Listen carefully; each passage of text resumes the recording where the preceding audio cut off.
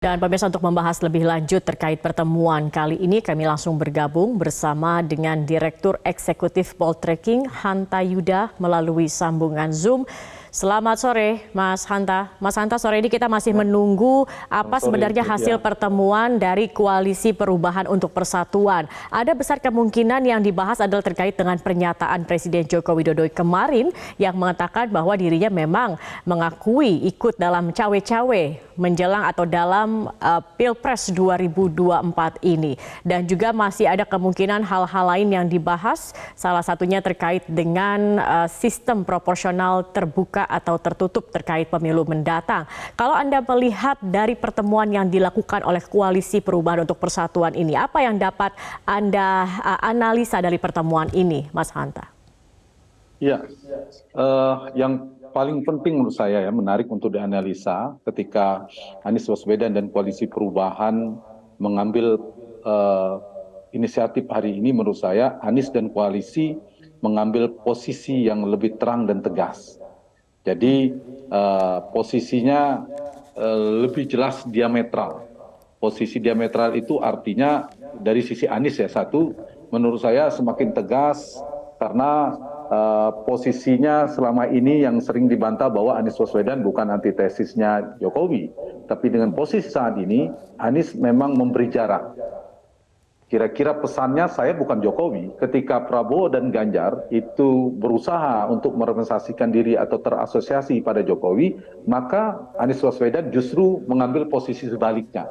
Dan ini menurut saya menjadi jelas dan positif dari konteks demokrasi kita, dalam konstelasi politik kita, termasuk dari sisi strategi politik Anies Baswedan. Tinggal nanti dievaluasi ke depannya.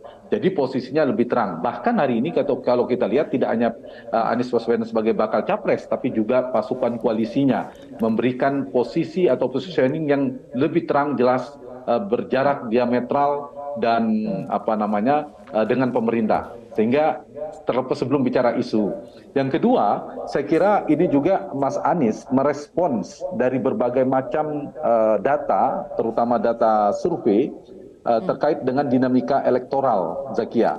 Nah, dengan Mas Anies mengambil posisi bukan ingin menyasar segmentasi pemilih yang setuju atau mengapresiasi positif kinerja Jokowi, tetapi Anies justru sebaliknya ingin betul-betul fokus menyasar pemilih atau masyarakat atau publik yang tidak puas dengan kinerja Pak Jokowi. Karena itu poin yang ketiga saya, Pak Anies adalah ingin menekan tingkat kepuasan atau approval rating yang dimiliki oleh Jokowi itu untuk diturunkan, didegradasikan oleh Mas Anies dan pasukan koalisinya.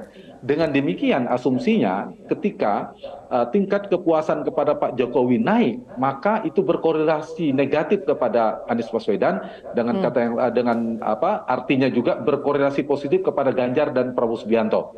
Tetapi jika tingkat kepuasan kepada Pak Jokowi kemudian trennya turun, maka yang mendapatkan insentif elektoral dalam bacaan saya kira Anies ingin mengambil dari sana.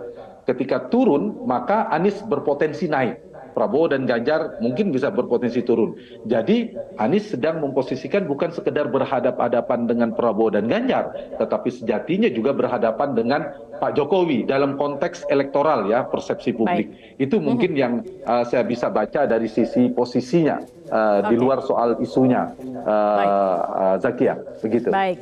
Baik, Mas Hanta. Tetapi yang jadi pertanyaan dalam statement Presiden kemarin yang mengatakan atau mengakui bahwa dirinya ikut cawe-cawe dalam urusan politik jelang pemilu 2024. Apakah ini etis begitu, Mas Hanta? Tetapi nanti dijawabnya, Mas Hanta, kita harus jeda dulu pemirsa. Usai jeda pariwara berikut ini, Breaking News Metro TV masih akan kembali.